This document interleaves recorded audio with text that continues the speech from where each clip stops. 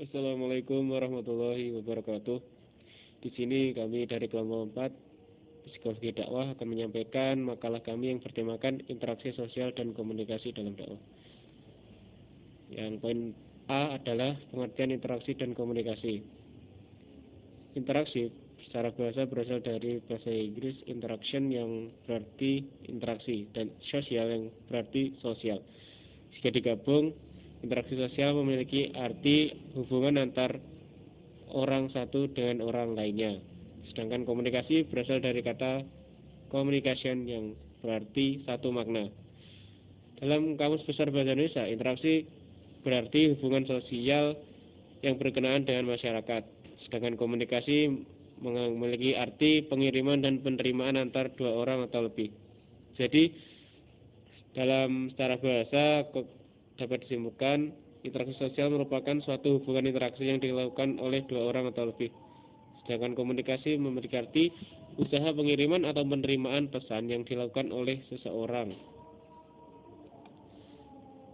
Secara istilah, interaksi sosial memiliki arti hubungan timbal balik antara dua orang atau lebih yang masing-masing individu saling mempengaruhi antar satu dengan yang lainnya. Sedangkan komunikasi adalah peristiwa sosial yang dilakukan menggunakan bahasa atau tanda yang bertujuan untuk memberikan informasi kepada orang lainnya. Selanjutnya poin yang kedua adalah interaksi sosial dalam dakwah. Interaksi sosial dalam dakwah terjadi antara dai dan mad'u. Yang pertama adalah faktor yang dapat mempengaruhi interaksi dalam dakwah. Di sini yang pertama adalah satu, dai sebagai pelaksana. Kedua, mad'u sebagai objek dakwah.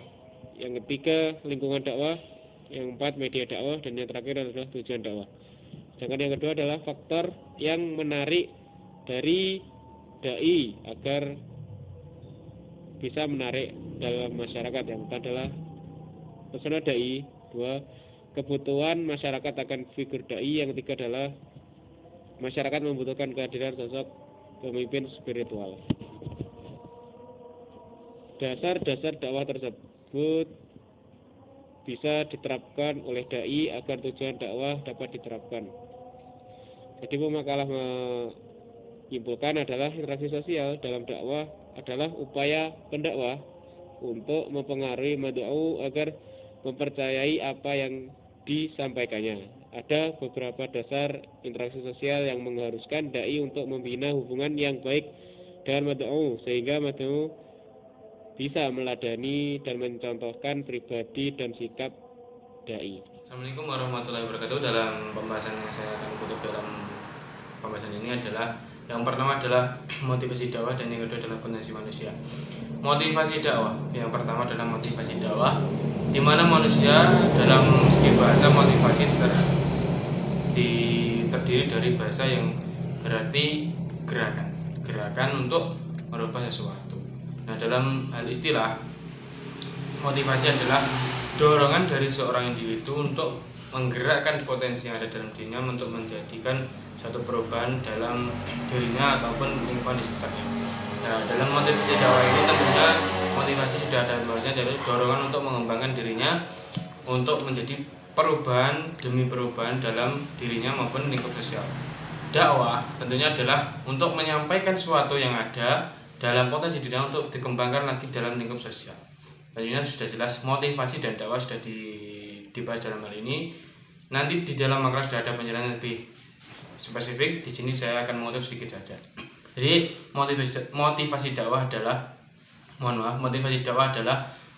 pergerakan atau dorongan dalam segi individu manusia untuk mengolah potensi yang ada di dirinya untuk dikembangkan lebih jauh dalam lingkup sosial sekitarnya ataupun dalam dirinya sendiri.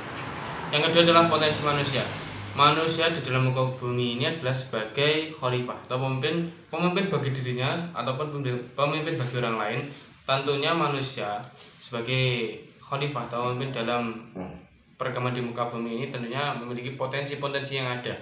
Nah, potensi manusia yang pertama adalah potensi emosional. Dalam diri manusia sudah dibekali emosional atau dalam agama Islam lebih diperinci lagi dengan nafsu atau jenis-jenis nafsu yang lainnya.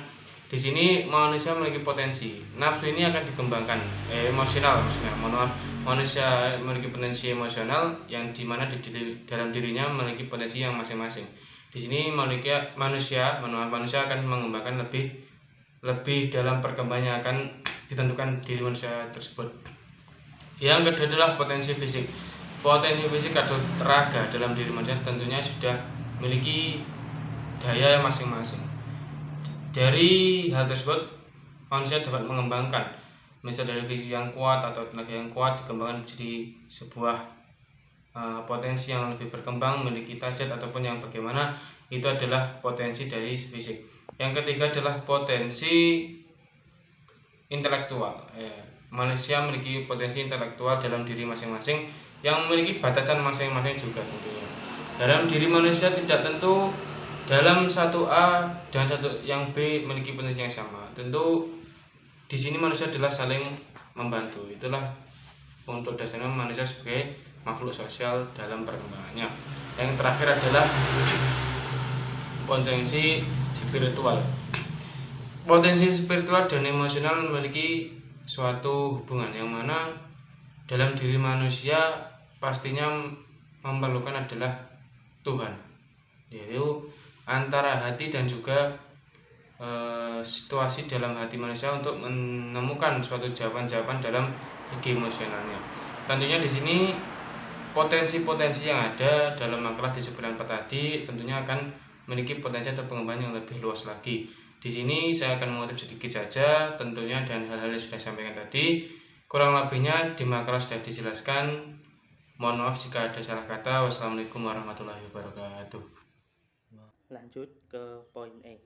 Poin E ini membahas penyampaian dan penerimaan dakwah. Yang pertama yaitu penyampaian dakwah.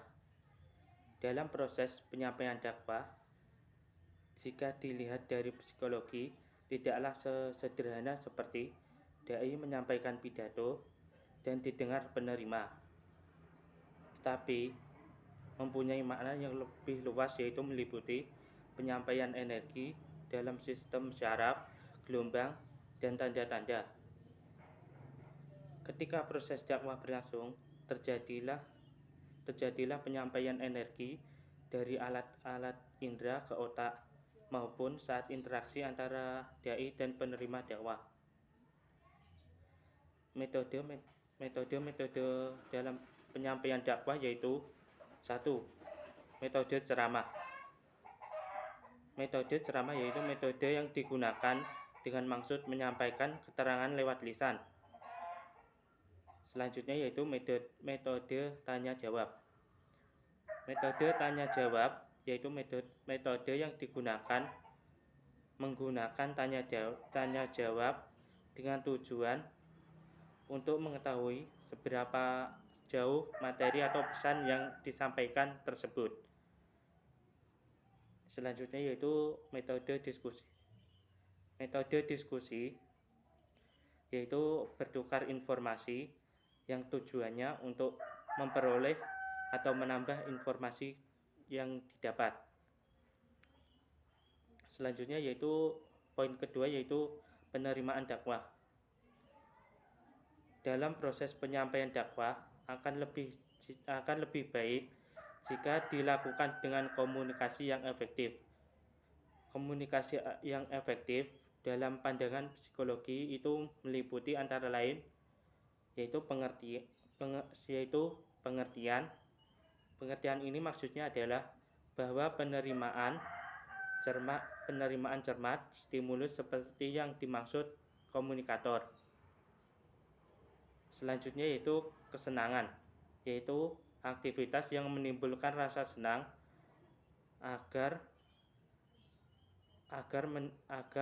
menimbulkan rasa senang dan puas antara pendakwah dan penerima. Selanjutnya yaitu memengaruhi sikap, yaitu melakukan komunikasi untuk mempengaruhi orang lain. Selanjutnya yaitu hubungan sosial yang baik. Hubungan sosial yang baik ini tujuannya untuk meningkatkan hubungan positif antara pendakwah dan penerima dakwah.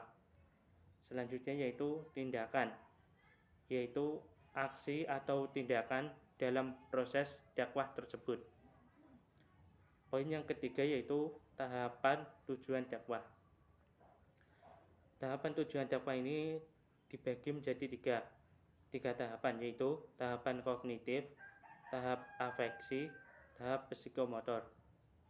Tahap kognitif yaitu penerima mampu mengerti dan memahami apa yang disampaikan oleh pendakwah. Tahap afeksi yaitu penerima diharapkan mampu merenungkan apa yang disampaikan. Kemudian tahap psikomotor yaitu penerima mampu mengaplikasikan apa yang disampaikan oleh pendakwah dalam kehidupan sehari-hari. Mungkin itu saja yang dapat saya sampaikan.